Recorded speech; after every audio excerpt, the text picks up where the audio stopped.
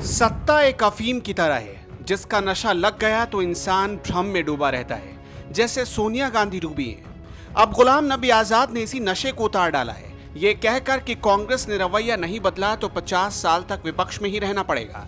गुलाम नबी ने तो बस अक्स दिखाया है, लेकिन पार्टी को अमानत समझने वाले लोगों को ये बात नागवार गुजरी है।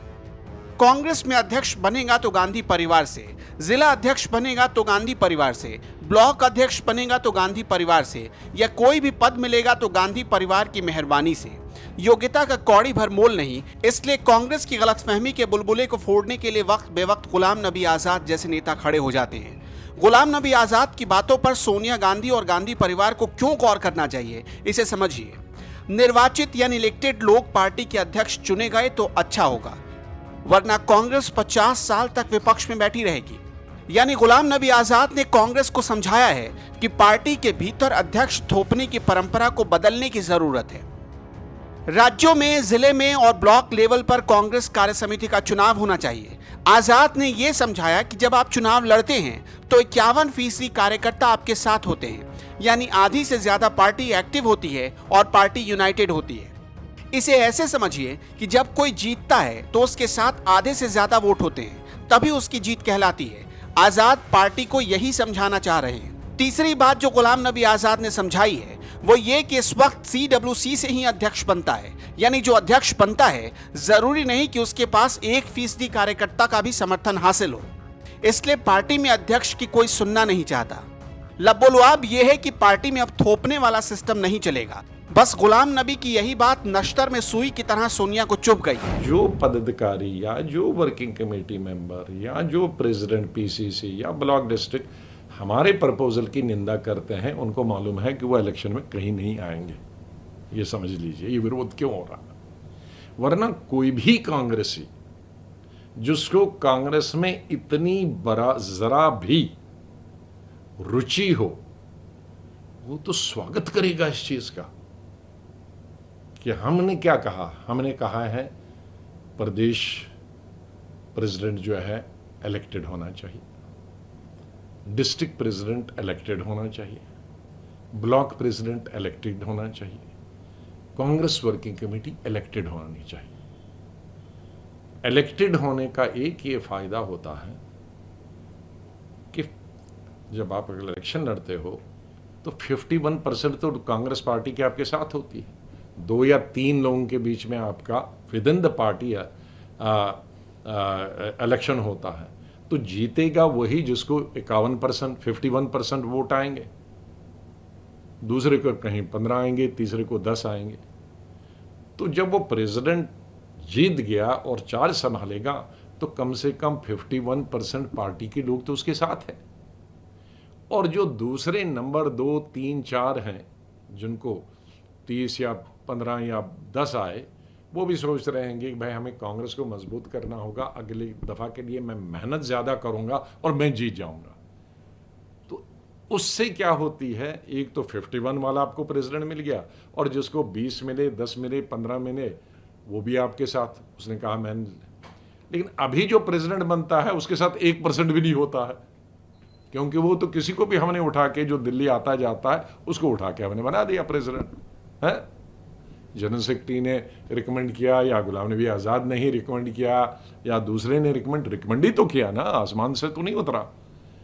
तो अब हमें ये तो नहीं मालूम कि इसके साथ 100% लोग हैं कि शून्य है। तो कई प्रेसिडेंट ऐसे बने हैं जिनके पास शून्य भी है। अब जहां जिसके पास 100% तो खैर किसी के ना, जिसके पास 50-60% लोगों का समर्थन है वो तो अच्छा काम करता है, लेकिन जिसके पास शून्य सपोर्ट है वो स्टेट ही शून्य हो जाती है। कांग्रेस की वैसे भी पुरानी आदत रही है, काम खत्म तो दूध से मक्खी की तरह नेता निकालकर फेंक दिए जाते हैं। अब गुलाम नबी आजाद उसी रास्ते पर फेंक दिए गए हैं। गुलाम नबी आजाद को मोदी को घेरने वाली कमेटी से बाहर रखा गया है, क्योंकि गुलाम नबी आजाद ने कांग्रेस परिवार के खिलाफ बगावत का झंडा आहिस्ता आहिस्ता उठाना शुरू कर दिया है। वो उन 23 नेताओं में शामिल है जो सोनिया गांधी को पत्र लिखकर पार्टी के आंतरिक गतिरोध पर असहमति जता रहे हैं। कांग्रेस चोट पर चोट खा रही है, हार पर हार मिल रहा है, लेकिन पार्टी ने मानो तय कर लिया है कि रसातल में मिलकर ही मानेगी। जब गुलाम नबी जैसे वफादार नेता आईना दिखाने लगे तो समझिए चेत जाने का वक्त आ चुका है।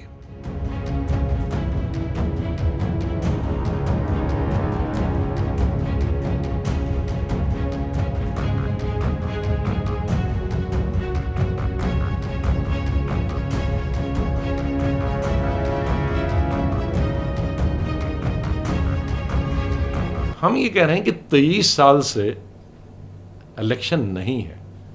हम जब सरकार में हैं, यूपीए 1, यूपीए 2, तो शायद सरकार के दम पे पार्टी चलती है, लेकिन जब विपक्ष में है और सरकार सत्ताधारी पार्टी बहुत मजबूत है,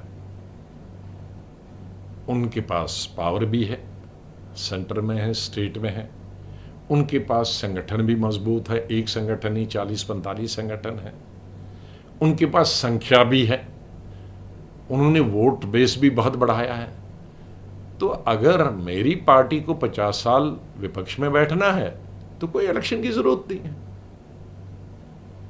मुझे तो अब कुछ नहीं बनना है, मैं चीफ मिनिस्टर भी बन चुका हूं, 5 प्राइम मिनिस्टरों के साथ मंत्री भी रह चुका हूं, वर्किंग कमेटी 34 साल से हूं, जनरल सेक्रेटरी 15 दफा बना हूं, मुझको क्या चाहिए और।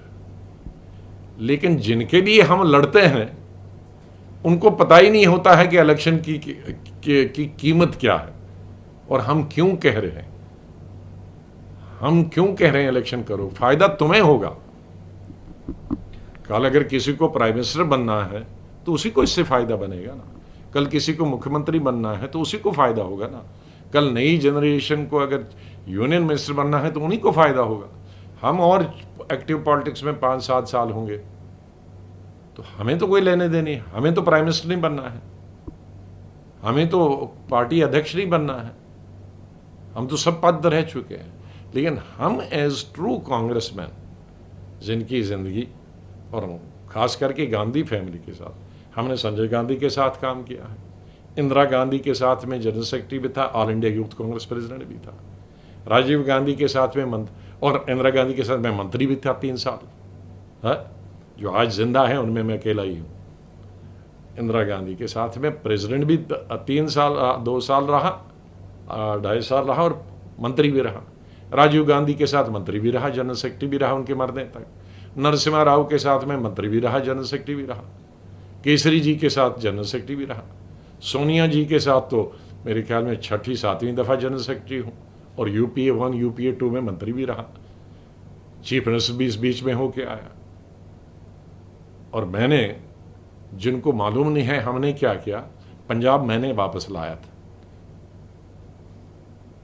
कोई पंजाब के लीडर ने वापस नहीं लाया था, कोई दिल्ली के लीडर ने वापस नहीं लाया था।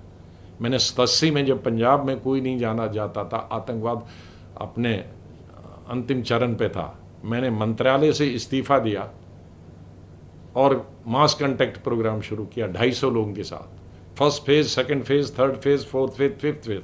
5 साल में पंजाब रहा और तकरीबन 30-35 जगह मिलिटेंट अटैक से बच गया। और मेरे साथ 250 लोग चलते थे पार्टी के। पहले 6 महीने में भी 52 लोग मार दिए मिलिटेंटों ने, लेकिन हम पीछे नहीं हटे। जब तक इलेक्शन नहीं करवाया, जब तक आतंकवाद खत्म नहीं हुआ, जब तक सरकार कांग्रेस की बनी, मैंने पंजाब नहीं छोड़ा 5 साल।